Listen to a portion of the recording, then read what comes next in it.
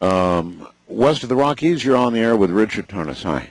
Thank you. I was fortunate enough 12 years ago to analyze 4.2 million birth dates in L.A. County and compare them with domestic violence restraining orders and divorce rates. Really? Well, yeah, I was on a voter fraud analysis. But anyway, you came up with a tremendous correlation between a lack of divorces and domestic violence, and I'm going to throw out some astrology terms. You can explain them. There's just three.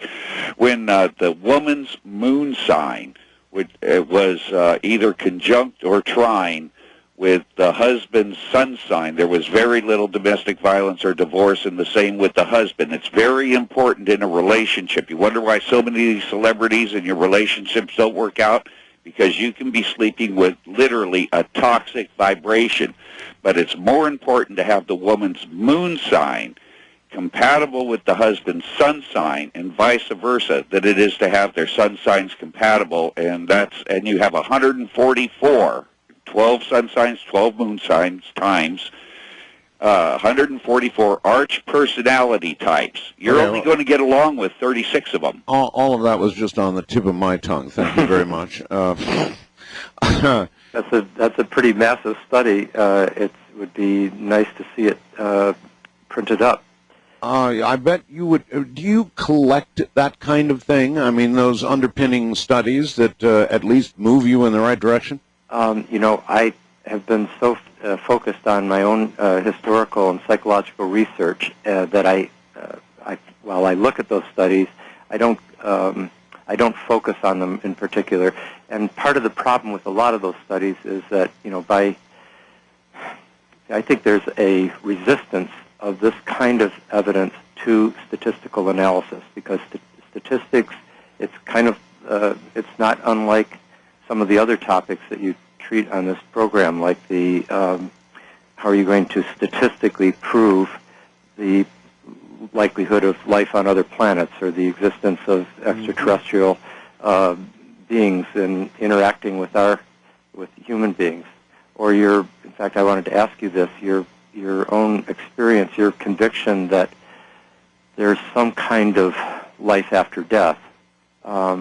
These kinds of things aren't, I think, easily subject to to statistical analysis. I don't know if I mean, they do a lot of surveys on these kinds of things. And you can do a survey on how many people believe something, but can you do something? But I'm talking about just like you can do a survey on how many people statistically believe in astrology, but I was talking about the reality of astrology, or the reality of life after death, or the reality of extraterrestrial. Well, it seems to me, though, that some of those studies with numbers like that couldn't do your cause any harm. No, that's why I said it would be very interesting to see it. To see the numbers. Yes, on the international line, you're on the air with Richard. Hi. Hi there. Thank you very much for taking my call. Yes, I had to say Dr. Tarnas. I don't know. Anyway, go ahead.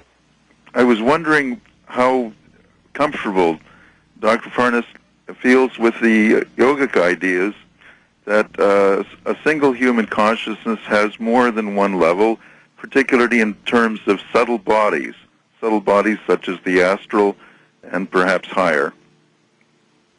I'm very comfortable with that. It seems, I think anybody that has done sufficient interior exploration would agree with that.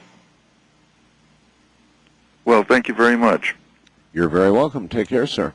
First-time caller line, you're on the air with Richard Tarnas. Hi. Oh, hello. This is Sandra in Ohio.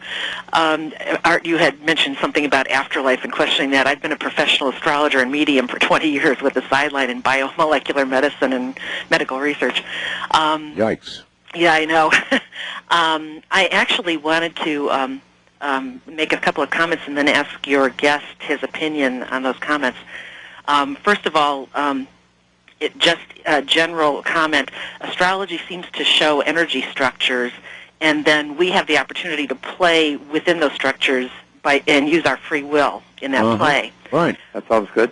And then also what I've found is that those structures act like a kind of a computer program in that unless we make free will choices, we seem to get a kind of a default of an old consciousness pattern on individual levels as well as group consciousness levels. Does that seem to make sense? I'm not getting the default part.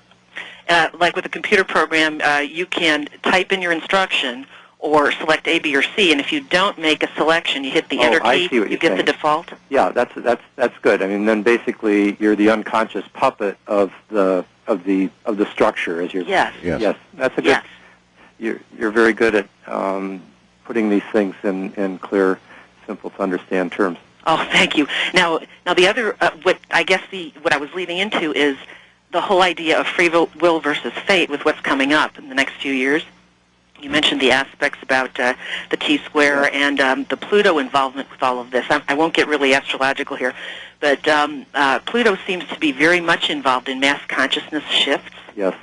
And like in the mid-'60s, you had mentioned that 64 through 66, we had the Beatles coming onto the scene and the whole going from the 50s into the 60s, nuclear family, and then free will and free love and all that.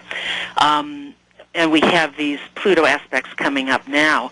We're looking at, I think, the potential to make some big changes.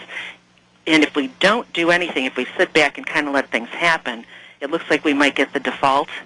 I guess my question would be how much,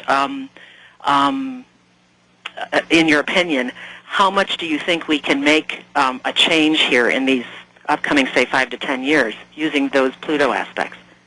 Well, I want to be cautiously optimistic simply because I feel that a certain amount of optimism helps the game along in a positive direction. But if we get another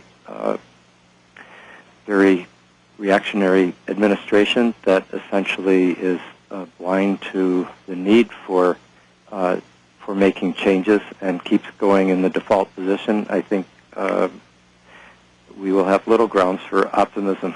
Oh, boy, did your politics just come out and bite.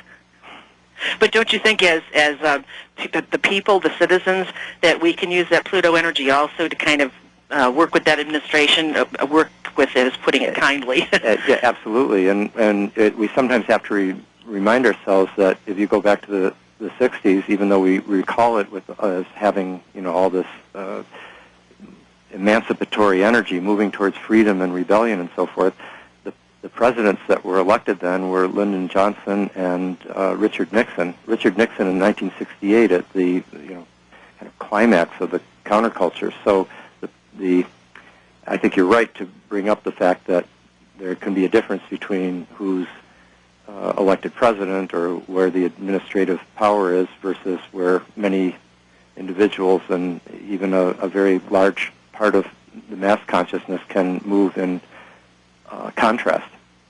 Well, thank you.